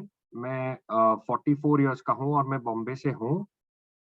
आपने पूछा कि शब्द, पद और मात्रा में क्या अंतर है। तो मैं अगर ट्रांसलेट करूं तो शब्द यानी कि इंग्लिश में लेटर होते हैं, जैसे कि ABC, वैसे उनको शब्द बोला जाता है। उनको जब जोड़ते हैं तो उनको पद बोलते हैं। पद यानी कि इंग्लिश में उनको वर्ड बोलते हैं। तो CAT को जोड़ के कैट बनता है, वैसे पद को वर्ड बोलते हैं। और जो मात्रा है उनको इंग्लिश में वावल्स बोलते हैं, जैसे कि AEIOU, जो हिंदी में बड़ी ई, छोटी ई, आ उ। तो उनको जोड़ने से पूरे शब्द का मीनिंग चेंज हो जाता है। तो ये तीनों में डिफरेंस है, शब्द, पद और मात्रा। बहुत बढ़िया, एकदम बढ़िया एक्सप्लेन किया। और इसमें दो चीजें और जोड़ दूं, मैं ऐड कर दूं। मैं धीरे धीरे आपको बता रही हूँ। तो अब जब पद मिल जाते हैं, पदों को जोड़ते हैं तो वाक्य बनते हैं, जैसे इंग्लिश में सेंटेंस बोलते हैं। जैसे आई एम गोइंग, तो ये पद जोड़ दिए तो फिर उनके सार्थक अर्थ हो गए, समझे। तो अब वाक्यों को मिलके फिर पैराग्राफ बनते हैं। अनेक वाक्यों को जोड़ दिया तो पैराग्राफ। क्लियर हुआ सबको। तो इंग्लिश, हाँ, इंग्लिश में ही पैराग्राफ बोलते हैं, है ना। मुझे खाली एक ही क्वेश्चन था। अपन जो नौकार मंत्र है वो नमो अरिहंतानम, मतलब उसमें अरिहंत में ई की मात्रा है या अरहंतानम है? दोनों सही हैं। क्योंकि छोटी ई की मात्रा है ना तो मात्रा एक ही लगेगी। बड़ी ई में जैसे आपने बोला, जैसे प्रीति, तो आई लगेगा सिंगल में, छोटी ई में। बड़ी में डबल ई हुई तो वो चाहे अर बोलो चाहे अरी बोलो। राटा लिए एक मात्रा है और अरी के लिए भी एक ही मात्रा है, तो दोनों प्रोनाउंसिएशन रॉन्ग नहीं है। तो उसे अरी बोल दिया, डबल ई हो गई तो रॉन्ग हो जाएगा। हाँ, तो छोटी ई चलेगा, राइट? छोटी ई चलेगा। Thank you. ठीक है। तो इन्हें जो मैंने मात्राएं बोली ना, जो छंद बनाते हैं, तो उसमें जैसे मैंने लिखा है कि 35 अक्षर और 58 मात्राएं होनी चाहिए। अब णमो, तो णा में एक मात्रा, मो, मोटी एक मात्रा, औटी दो होगी, ओटी एक मात्रा होगी। अब इतना डिटेल में मुझे आपको बताना नहीं है, आपको समझना, बाकी लोग नहीं समझेंगे। तो पर्सनल समझना तो पर्सनल मेरे को चैट कर लीजिए। ठीक है। हाँ, तो और दूसरे लोग कहीं ज्यादा डेप्थ में रहे ना तो कंफ्यूज हो जाएंगे। उन्होंने जो अभी बोला था उसमें एक गलती थी। जो अक्षर उन्होंने बोला, अक्षर को लेटर्स बोलते हैं, और अक्षर जब जुड़ते हैं तब उसको शब्द बोलते हैं, तब वो वर्ड्स बनते हैं। हाँ, शब्द पद पर्यायवाची है। अल्फाबेट्स जोड़ने का तो सही बोला था उन्होंने, पद बोला था, शब्द बोलो पद बोलो एक ही है। अक्षर मतलब लेटर्स हुए, हाँ, हाँ, इंग्लिश का। अच्छा, हाँ, इंग्लिश में। हाँ, ठीक है। सिंगल, जो सिंगल वर्ड है वो अक्षर ABCD जैसे। Okay, clear. और मैं तो अच्छा लग रहा है, सब अटेंटिव से सुन रहे हैं, ध्यान से सुन रहे हैं, बहुत बढ़िया। तो इतना हमने पढ़ा, समझ में आ गया। अब दो मुख्य बातें और बताना चाहती हूँ जो आपकी पुस्तक में थी। नमोकार मंत्र हमने पढ़ लिया, इसके बाद इसमें महिमावाचक है ऐसो पंच नमो यारो। तो इसका अर्थ क्या है कि यह पंच नमस्कार मंत्र सब पापों का नाश करने वाला है और सब मंगलों में पहला मंगल है। ठीक है। और दूसरा नमोकार मंत्र का भी एक बार अर्थ बता दूं तो सिंपल सा अर्थ है इसका। जो नमो का मतलब होता है नमस्कार करता हूं। आप में से कोई एक जन बता सकता जैसे आता हो नमोकार मंत्र का अर्थ? तो मैं से विशेष, इसलिए वैसे सबको आता होगा, फिर भी यदि कोई हमारे साथ सब लाइन के लोग हैं और कुछ बेसिक भी हो सकते हैं, तो उनके लिए जानकारी के लिए नमोकार मंत्र का अर्थ आप में से किसी को आता हो तो? जय जिंद मैम। हाँ, बोलिए, आप परिचय दीजिए। मैम, मैं श्रुति जैन, नंदुरबार से। मेरी एज है 19 इयर्स। हाँ, बोलिए। मैं बोलूं मैम अर्थ? हाँ, बोलिए जरूर। नमो अरिहंतानम यानी सभी अरिहंत भगवान को नमस्कार। नमो सिद्धानम यानी सभी सिद्धों को नमस्कार। नमो आयरियानम, नमो वज्रयानम आचार्य उपाध्यायों को नमस्कार। नमो लोहे सब साहुणम सभी साधु संतों को नमस्कार। ऐसो पंच नमो यारो, जो पंच नमस्कार है वो सभी पापों का नाश करता है। ऐसो पंच नमो यारो वह पाव पनासनो सभी पापों का नाश करता है और मंगल है। और मंगलानम च सवेसिम परमम होए मंगलम। ये मंत्र राग द्वेष से दूर करने वाला है। जय जिनेंद्र। बहुत बढ़िया, इन्होंने बहुत अच्छा अर्थ बताया, एकदम परफेक्ट। अब इसका कहाँ से कैसे अर्थ है वो मैं आपको बताऊं। तो पहला हमने पढ़ा नमो अरहंताणम। तो नमो अरहंताणम का अर्थ सिर्फ है अरहंतों को नमस्कार हो, सब नहीं है इसका अर्थ। सब शब्द इन्होंने कहाँ से लिया, नीचे से उठाया है, जो लास्ट पंक्ति है, नमो लोए सब साहुड़म। तो इसमें नमो का अर्थ है नमस्कार और लोए का अर्थ है लोट में, संसार में। 3 लोट हमारे यहाँ फेमस हैं, ऊर्ध्वलोक, अधोलोक और मध्यलोक। ऊर्ध्वलोक में देवादि रहते हैं, स्वर्ग है, और अधोलोक में नरक है, और मध्यलोक में हम सभी रहते हैं, मनुष्य तिर्यंश। तो 3 लोट हैं। तो लोट में सब आने सभी। अब आगे है तो लोए सब, ये शब्द है सभी के साथ लगेगा। इसे हम शास्त्रीय भाषा में बोले तो अंत्य दीपक बोलते हैं। तो अंत्य दीपक क्या होता है? दीपक का मतलब तो सब जानते हैं, पहले हम दीपावली पर रोशनी करते हैं इसलिए। तो जब दीपावली पर हम रोशनी करते हैं तो दीपक कहाँ रखते हैं, कहाँ कहाँ रखते हैं? पूरे घर में तो फैलाते नहीं है, कुछ जगह चुनते हैं, या घर के स्टार्टिंग में रख देते हैं, दरवाजे पर, मेन गेट पर। मेन गेट पर रखेंगे तो उसे आदि दीपक बोलेंगे। अंत दीपक यानी कि जो वहां पीछे सबसे लास्ट। हाँ, जो हमारे एकदम एंड में रखते हैं तो अंत दीपक, और मिडिल में रखते हैं तो मध्य दीपक। ठीक है। तो घर के जैसे बीच में, जब दरवाजे के बीच में सेंटर वाले रूम में रखते हैं तो मध्य दीपक। पहले जमाने में आपने देखा हो, अभी भी कुछ होटल्स में लैट्रिन बाथरूम में एक कॉमन लाइट लगा देते हैं जो दोनों जगह यूज होती है, तो मध्य हो गया। तो यदि बीच में नमो लोए लोए सब आता तो मध्य कहलाता, क्योंकि एंड में आया है तो अंत दीपक है। अगला लेसन हम पढ़ेंगे तो आगे आगे कहीं पढ़ते जाएंगे, तो जहां जैसा दीपक आएगा मैं आपको बताती जाऊंगी। तो दीपक का काम क्या है? रोशनी करना दोनों तरफ। तो मध्य दीपक आगे भी और पीछे भी रोशनी करेगा।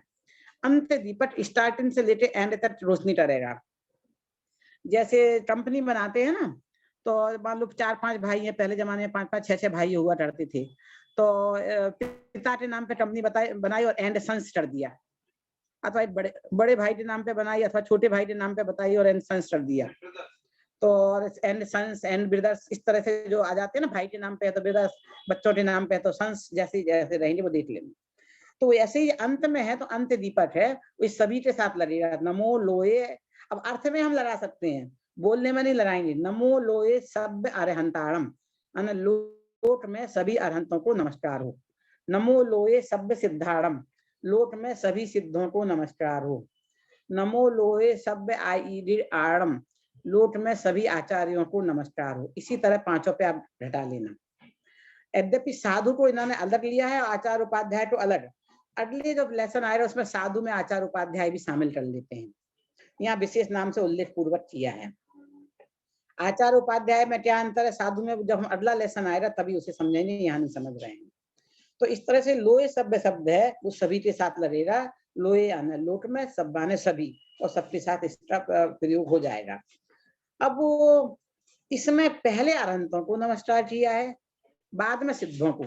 जबकि पोस्ट की दृष्टि से यदि विचार करें तो सिद्ध सबसे बड़े हैं। तो पहले नमो सिद्धाणम होना चाहिए, फिर नमो अरहंताणम होना चाहिए। तो 2 दृष्टियां हैं, एक तो छंदानुरोध से जो जहां जैसी मात्रा आना चाहिए उस दृष्टि से अरहंताणम पहले कर दिया और सिद्धाणम बाद में कर दिया। दूसरी दृष्टि ये भी हो सकती है कि हम जैसे कि जब आपको किसी से कोई लाभ मिलता है तो आप उसकी बहुत प्रशंसा करते हैं। तो जैसे कि आपने कहा कि आपको परमाणु मोनस में जुड़ने की प्रेरणा किसने दी, तो आपको जुड़ने से लाभ मिला, तो आपने कहा देखो उन्होंने मुझे प्रेरणा दी थी तो मैं जुड़ी, नहीं तो मैं जुड़ती नहीं। तो यद्यपि लाभ आपको डायरेक्ट गुरु से पढ़ाने जिससे मिल रहा है उससे मिल रहा है, पर आपको महिमा जुड़ने वाले की भी आती है। तो सिद्ध बड़े हैं पद में, लेकिन हमें उपदेश मिला है अरहंतों से मिला है। जो तत्व ज्ञान की परंपरा आ रही है अरहंतों से आ रही है। सिद्ध तो आत्म ध्यान में लीन है, तो इसलिए जिनसे हमें डायरेक्ट लाभ, सबसे पहले लाभ मिलता है, उसके लिए हम सबसे पहले नमस्कार करते हैं। तो नमो लोए अरहंताणम, तो अरहंतों को सबसे पहले नमस्कार किया, फिर बाद में कहते नहीं हमारे पूज्य वो हैं, तो बोले उन्हें भी हम नमस्कार करते हैं, सिद्धों को भी हम नमस्कार करते हैं। ऐसे नमो लोहे सिद्धारम आया है। क्लियर हो रहा है ये पॉइंट? अब जो नमोकार मंत्र की महिमा है वो स्टार्ट समझते हैं कि ये पंच नमस्कार मंत्र सब पापों का नाश करने वाला है। अब वो हम में से सभी लोग नमोकार मंत्र दिन में जाप देते हैं तो 108 बार बोलते हैं, कोई 9 बार बोलता है, कोई 1008 बार भी बोलता है, जाप करते ही करते हैं और हमारे सब पापों का नाश होता हमें नजर नहीं आता है। अब इधर का है तो गलत भी नहीं होगा, तो हमारे मन में प्रश्न चिन्ह खड़ा हो जाता है कि सब पापों का नाश कैसे होता है नमोकार मंत्र पढ़ने से। मैंने अभी नमोकार मंत्र बोला, हम सब ने इतनी बार बोला और अभी हम उठे और मुझे छींट आ गई तो मेरे तो पाप का उदय आ गया, मेरे सिर में दर्द हो गया तो फिर पाप का उदय आ गया। तो सब पापों का नाश होता तो ना मुझे छींट आनी चाहिए थी, ना मुझे सिर में दर्द होना चाहिए था। तो अब इसका कॉम्बिनेशन कैसे बैठा लें?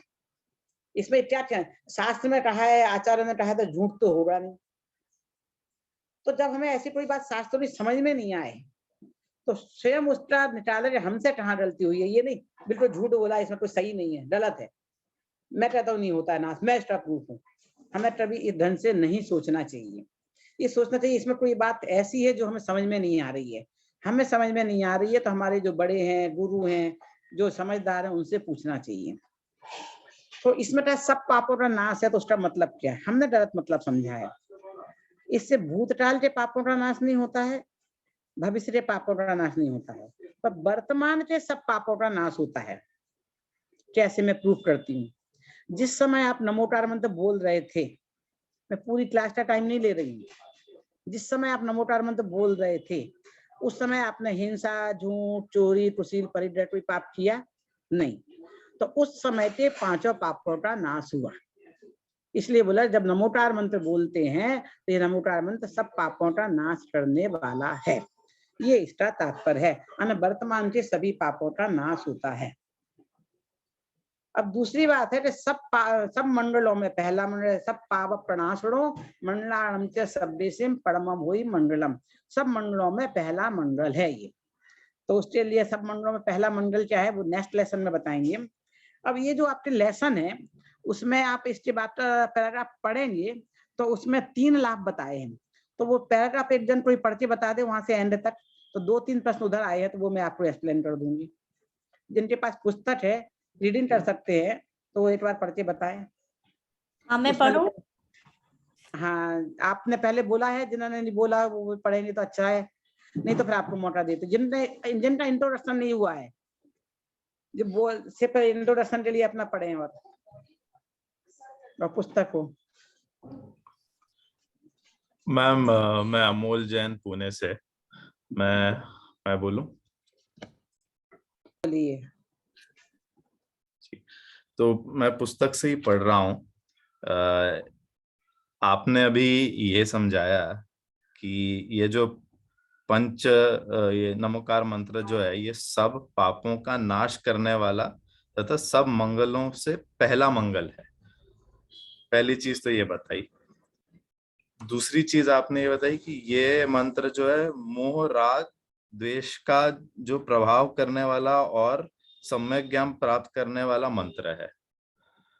और तीसरी चीज आपने ये बताई कि अरहंत, सिद्ध, आचार्य, उपाध्याय और साधु के ये जो 5 परमेष्ठी कहलाते हैं, और जो जीव इन 5 परमेष्ठी को पहचान के उन्हें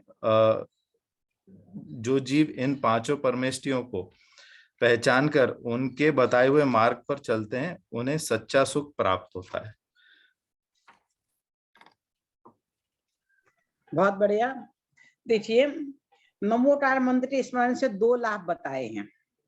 आप कहोगे इसमें 3 है, हाँ 3 है, मैं ऊपर उनको 2 कैटेगरी में डिवाइड कर रही हूँ। कैटेगरी 2 है और लाभ 3 है। 2 चीजों का नाश होता है और एक चीज की प्राप्ति होती है। तो नाश की दृष्टि से एक कैटेगरी रखिए, 2 नाश बोलो अभाव बोलो एक ही बात है, पर्यायवाची है। और दूसरा है प्राप्ति, तो प्राप्ति हुई सम्यक ज्ञान की। अब नाश किस चीजों का हुआ? सब पापों का नाश हुआ और मोह राग द्वेष का अभाव हुआ। तो नाश और अभाव है पर्यायवाची, तो एक कह रहे हैं पापों का नाश होता है और मोह राग द्वेष का अभाव होता है। तो हम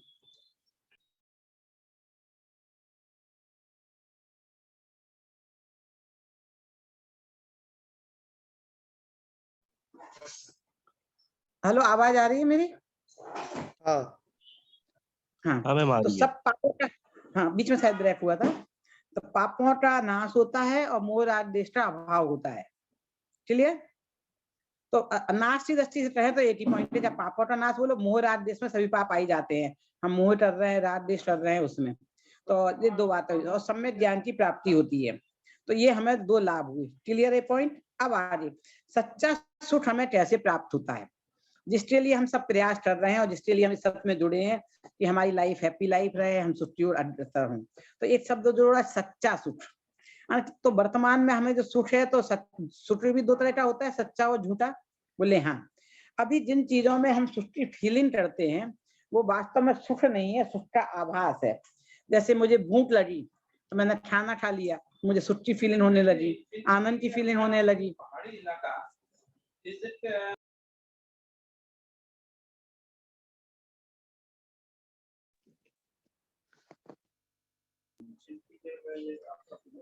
तो ये जो है हमारा सच्चा सुख कैसे मिलता है, तो सच्चा और झूठा नहीं है, मतलब सच्चा सुख है जिससे सुख के बाद दुख की प्राप्ति नहीं हो।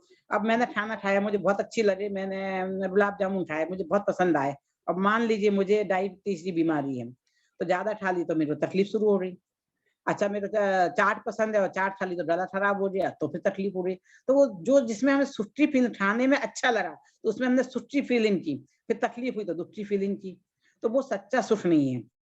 जिसके साथ सुख तो हो, दुख ना हो, वो सच्चा सुख कहलाता है। ये सच्चा सुख वो कैसे प्राप्त होता है, तो इन्होंने बताया कि पंच परमेष्ठियों को पहचानना, दो स्टेप बताए हैं। एक पहचानना है, पंच परमेष्ठियों को पहचानना है, और उनके बताए मार्ग पर चलना है। अब हमारे साथ कौन कौन जुड़े हुए हैं, चलिए मैं एक बार नाम देखती हूँ किसी का।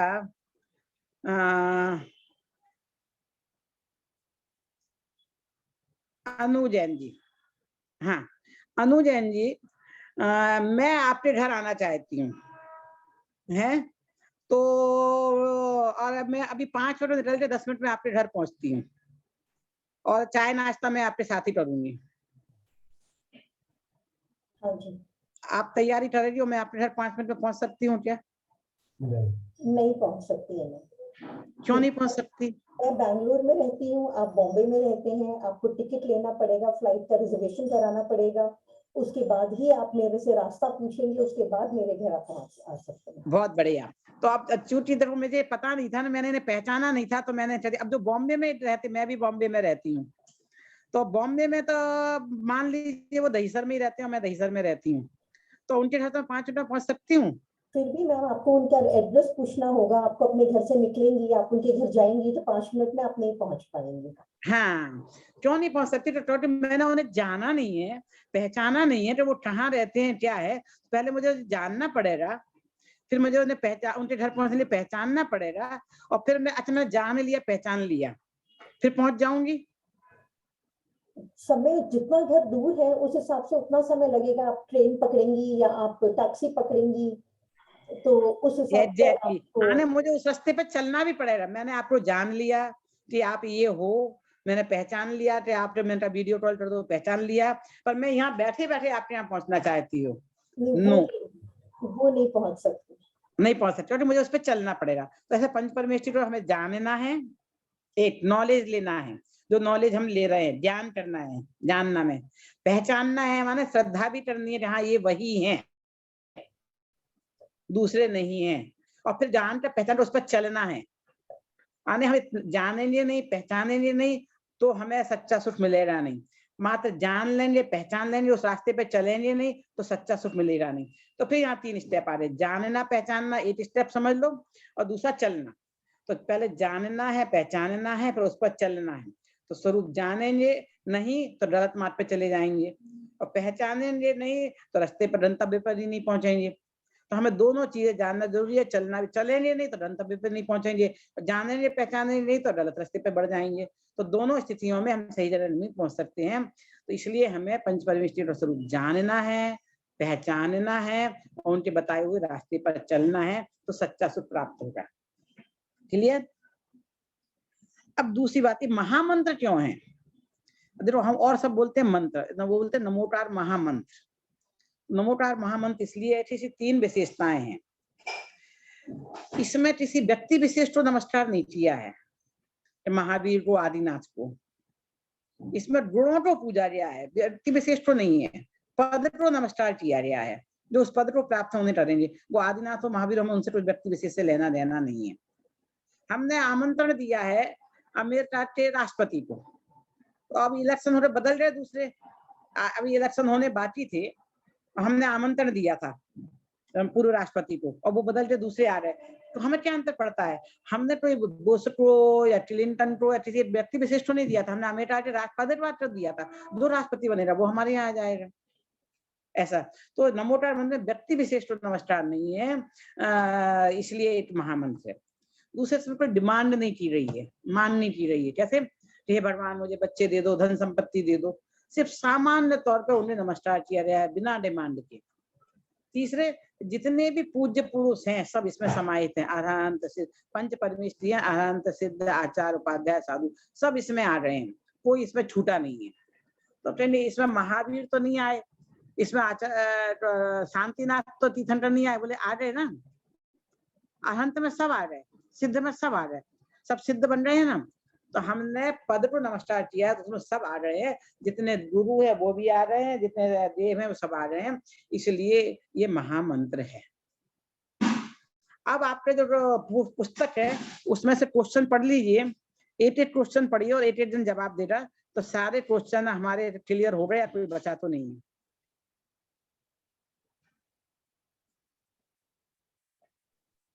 हाँ, कोई 1 दिन क्वेश्चन पढ़ लीजिए, 1 दिन जवाब देते जाएंगे जोड़ के। मैम उसके पहले एक सवाल है, वो पूछ लूं? पूछिए। हाँ, किसी को डाउट हो तो पूछ लीजिए। हमने बताया पंच परमेष्ठी क्या होते हैं, जैसे हमने बोला कि अरहंत, सिद्ध, आचार्य, उपाध्याय और साधु, ये पंच परमेष्ठी है। अब मैं किताब में एक चीज पढ़ रहा हूँ, वहां पे लिखा है अरिहंत परमेष्ठी, सिद्ध परमेष्ठी, आचार्य परमेष्ठी। इसमें परमेष्ठी का क्या मतलब कहला है? हाँ, जो परम पद में स्थित हो उन्हें परमेष्ठी कहते हैं। तो जो अरहंत और सिद्ध जो परम पद है ना, उधर स्थित है, इसलिए उन्हें परमेष्ठी कहा जाता है। तो आचार्य ये हमारे सबसे उत्कृष्ट जो पद है हमारे में पूजने में, उन पद पर ये 500 जन स्थित हैं। देव के रूप में अरहंत सिद्ध है और गुरु के रूप में आचार्य, उपाध्याय, साधु हैं। तो इसलिए इन 5 होने से पंच बोला और परम पद में स्थित होने से परमेष्ठी बोला। अच्छा, और एक और सवाल ये था, आपने बताया था 3 लोक होते हैं, क्या मैंने सही सुना था? बराबर, 3 लोक। और 3 लोक कौन से होते हैं? वो भी बताया था, कोई बताएगा आप में से? हाँ, 3 लोक होते हैं, ऊर्ध्वलोक, मध्यलोक और अधोलोक। ऊर्ध्वलोक जो है देवगति होती है, उसमें देवलोक होते हैं। मध्यलोक में हम रहते हैं और अधोलोक में जो है नरक गति होती है। बराबर, क्लियर हुआ आपको? जी जी। चलिए, और कोई डाउट किसी को?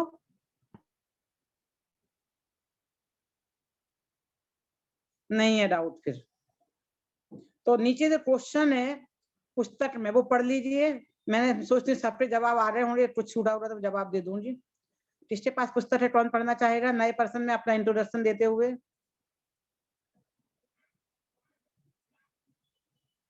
देखिए, कुछ तो हमारे बोलने वाले हैं, वो तो फट से बोल देंगे, पर मैं नए लोगों को चांस देना चाहती हूँ, उनका परिचय भी हो जाए।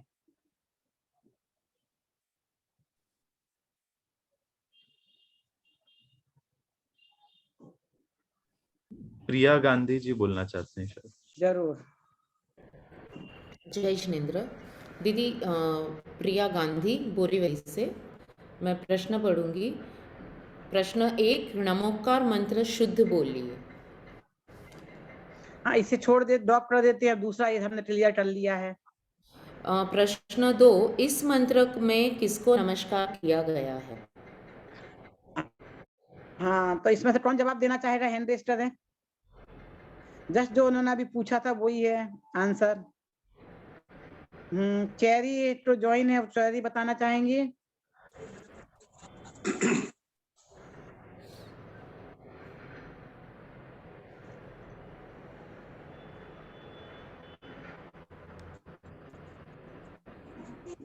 भरत रोधा तो बोल रहे थे, भरत दो है, भरत रोधा भरत जैन, इनमें से कोई एक जन बोलना चाहेगा, अनम्यूट होकर बोले।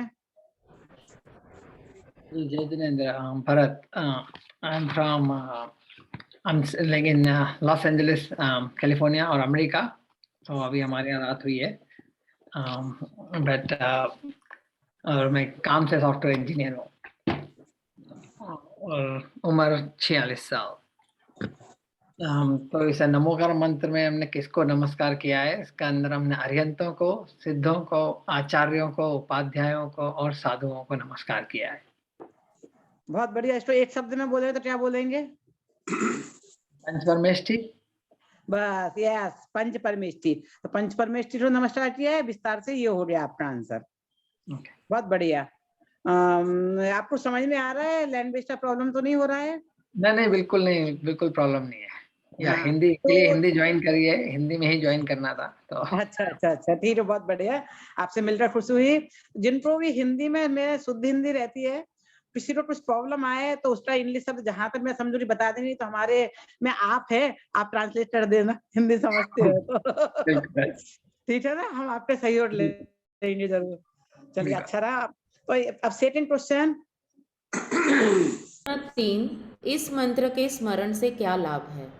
बहुत बढ़िया। कौन जवाब देना चाहेगा? टीम लीडर, ग्रुप में नाम, जब नए पर्सन नाम लीजिए देख के।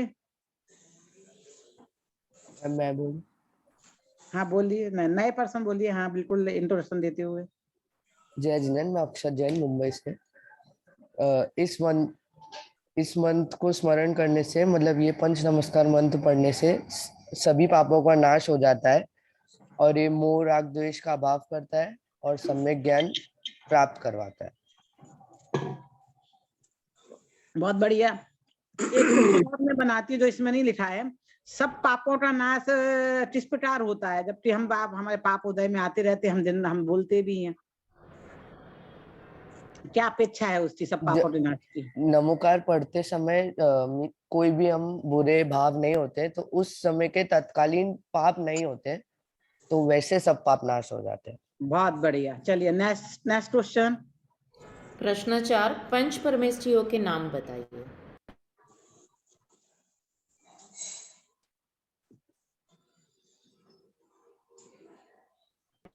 कौन बताना चाहेगा आप में से पंच परमेष्ठियों के नाम? मैं बोलूं? अरिहंत जी, सिद्ध जी, आचार्य जी, उपाध्याय जी, सर्वसाधु जी। बहुत बढ़िया। Next question. प्रश्न 5, सच्चा सुख कैसे प्राप्त होता है? बोलूं मैं, अगर कोई नहीं बोलता हो तो? दीदी देविनी जी ने कब से रेज किया हुआ है? ओके। जय जिनेंद्र, मैं देविनी हूँ, गुजरात से, 23 इयर्स, और मैं प्रोफेशन से सॉफ्टवेयर इंजीनियर हूँ। और इस मंत्र में जो 4th क्वेश्चन है ना, पंच परमेष्ठी के नाम बताए, वो हो गया। वो हो गया। प्रश्न 5 का उत्तर देना है। हाँ राइट, सॉरी। सच्चा सुख कैसे प्राप्त होता है? तो सच्चा सुख अरिहंत का स्वरूप पहले जानना होता है, पहचानना होता है और उनके पाथ को फॉलो करना होता है, तो उससे। बहुत बढ़िया। और इसी भाषा में और कोई बताना चाहेगा एक बार और? इन्होंने एकदम परफेक्ट आंसर दिया है। ये हमारा लेसन शायद लास्ट क्वेश्चन था, कंप्लीट हो गया ना लेसन ये? जी दीदी। हाँ, अब किसी को कोई डाउट है, कोई पूछना चाहते हैं इसमें से? हाँ मैम, मुझे एक डाउट है। हाँ पूछिए। पर्यायवाची वर्ड का मीनिंग क्या होता है? इंग्लिश में क्या बताओगे? जैसे जल को पानी बोलते थे, इसे क्या बोलेंगे? सिनोनिम्स। अच्छा, सिनोनिम। मीनिंग मतलब उसका नहीं, अदर नेम जो होता है पर्यायवाची, मतलब अदर नेम, सिनोनिम्स। इंग्लिश में क्या बोलते हैं? जैसे जल को पानी, जैसे वो मैं बताऊं, वो गाना था ना, अंग्रेजी में कहते हैं आई लव यू, गुजराती में कहते हैं तमे प्यार करूं छू। तो ये एक दूसरे बता रहे थे, ये पर्यायवाची नाम बता रहे हैं। हाँ, सिनोनिम्स। हाँ समझ गए। हाँ, बस समझ में आ गया। ओके, और कुछ पूछना है?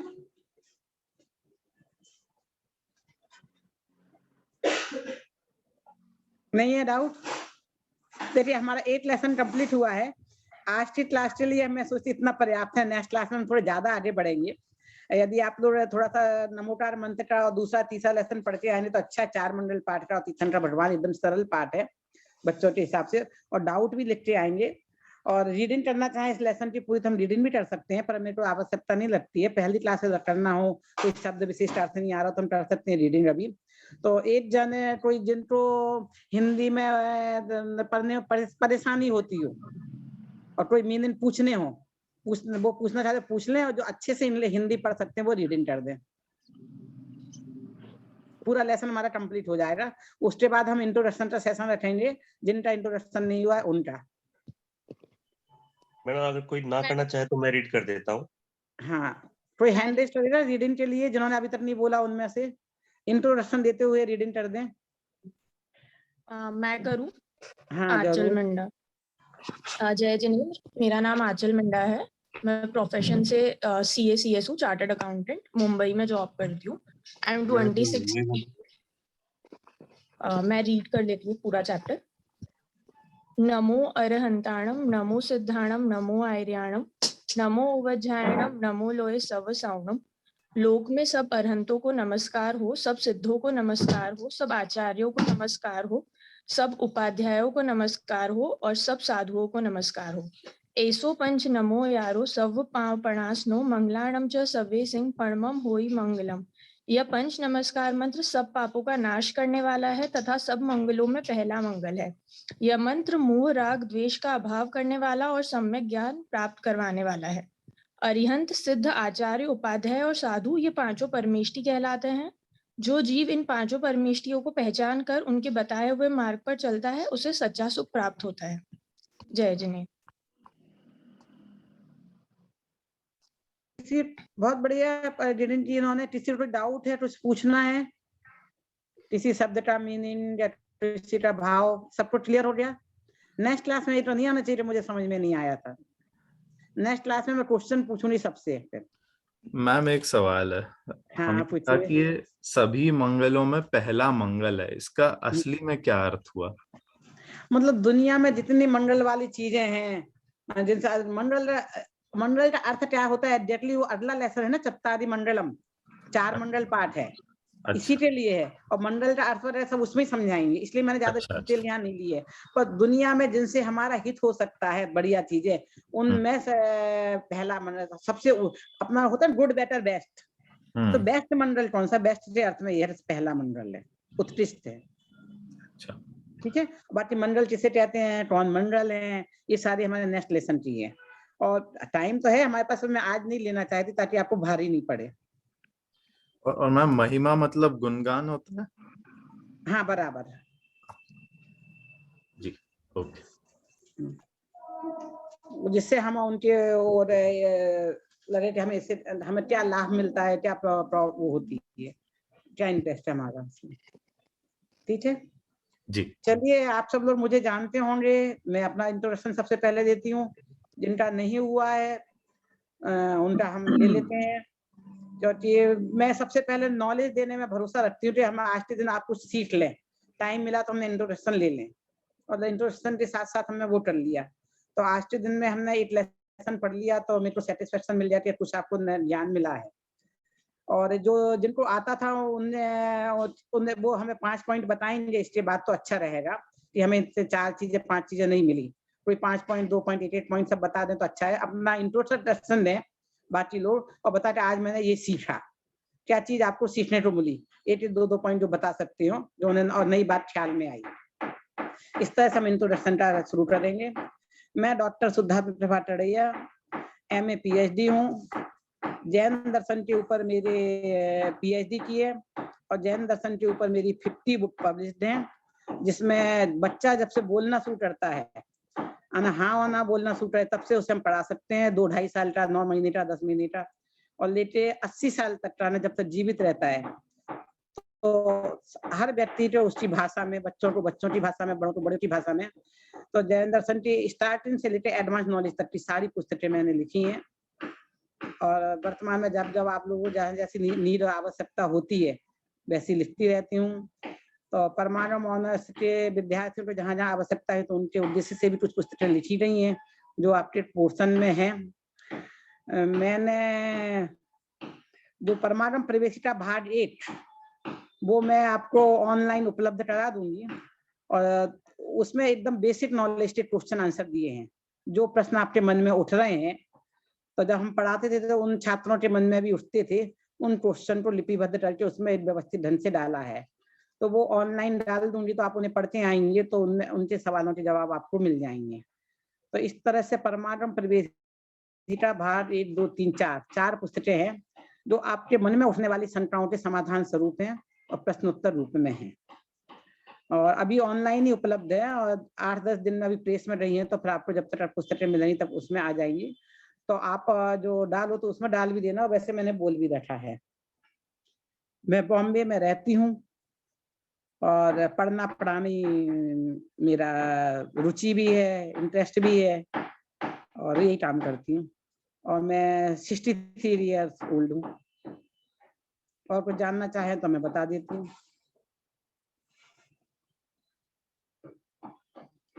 ठीक है, अब आप में से जिन लोगों का इंट्रोडक्शन नहीं हुआ है, तो जिस क्रम से जुड़े हुए हैं वो 8 जन होते हुए, और 8 के बाद उन्हें क्या समझ में आया वो बताते हुए अपना इंट्रोडक्शन दे दें।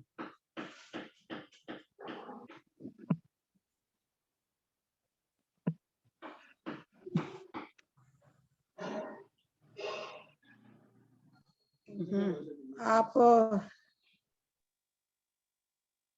जय जिंद मैम।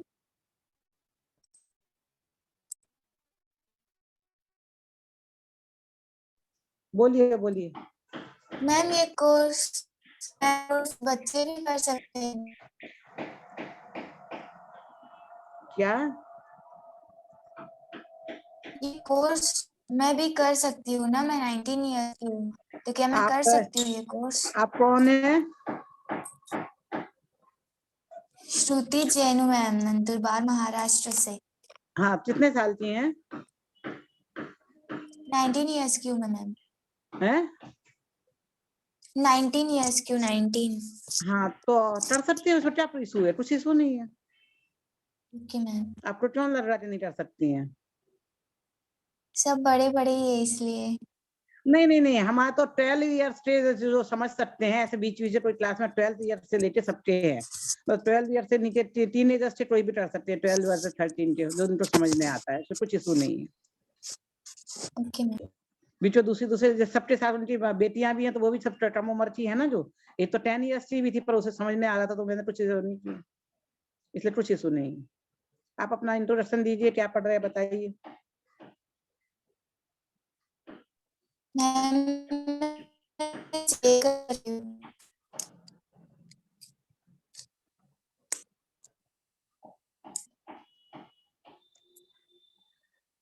ऐसा सबसे पहले का नाम आवाज नहीं आ रही। अक्षत जैन, आप अपना इंट्रोडक्शन दीजिए। देवानी जी, अक्षत जी, फिर सबके नाम बोलते रहिए आप क्रम से, ताकि सब अनम्यूट होकर बोलें। जय जिनेन, मैं अक्षत जैन हूँ मुंबई से। मैं 16 ईयर्स का हूँ और मैं अभी कॉमर्स कर रहा हूँ। देख लीजिए। चलिए, आपने पहले जब बोला था 19 ईयर्स, तो आपसे छोटे अक्षत जैन आ रहे हैं, तो अच्छा रहा, आपको कुछ इशू नहीं जाएगा। हाँ, दूसरे आगे। देवनी जी। जय जिनेंद्र, मैं मोरबी गुजरात से हूँ, 23 इयर्स की हूँ एंड प्रोफेशन से सॉफ्टवेयर इंजीनियर हूँ। बहुत बढ़िया। मैं अल्फाबेटिकली जाती हूँ, क्रोनोलॉजिकली आंचल मिंदा, और आई विल रिक्वेस्ट आंचल कि आप भी अल्फाबेटिकली जाओ तो पार्टिसिपेंट। जय जिनेंद्र, मैं आंचल मिंडा, मैं चार्टर्ड अकाउंटेंट और कंपनी सेक्रेटरी हूँ। मुंबई में जॉब करती हूँ जॉनसन एंड जॉनसन में। अभी कोविड की वजह से अपने होम टाउन में ही हूँ। मेरा होम टाउन मध्य प्रदेश में, मंदसौर मध्य प्रदेश में, वहीं से काम कर रही हूँ। मेरी एज 26 ईयर्स है। एंड ऑल्सो मेरी एक रिक्वेस्ट थी मैम, ये क्लास अपन 2 hours संडे की जगह सैटरडे संडे 1 hour कर सकते हैं क्या? अगर सबको सही लगे तो मुझे सिर्फ ये सजेशन देना था। इसमें हम ग्रुप में शेयर कर लेंगे। जैसे मेजोरिटी 8 क्लास और सैटरडे संडे ऐसी चल भी रही है, पर वो थोड़ा आगे चली गई है 1 आवर्स की। 1 आवर्स में क्या होता है, टाइम बहुत ऐसे पास हो जाता है। तो हम शुरू में 1.5 घंटे आज जल्दी खत्म कर देंगे, फिर धीरे धीरे टाइम बढ़ा लेंगे। नहीं, ये सैटरडे 1 घंटा, संडे 1 घंटा मेरे लिए भी कन्वीनियंट रहेगा। अगर नहीं मैम, हमारे लिए पॉसिबल नहीं है। मैं पहले सैटरडे ग्रुप में ज्वाइन हुआ था, but I could not attend. Same here. Sunday is fine Sunday with us. 2 only hours up is to you. better. Yeah, one class with 2 hours is better. Yeah, Yeah, one class with 2 hours is better. Sunday is suitable for us. This group is specifically meant for Sunday people. Okay, हाँ। Saturday हमारा एक batch और चल रहा है, आप उसमें join हो सकती हैं। ऐसे सैटरडे संडे 1 घंटे का। ओके। हम रिकॉर्डिंग बंद भी कर सकते हैं करना चाहें तो। मैं नेक्स्ट कैंडिडेट का नाम लेती हूँ, अलका सुगान।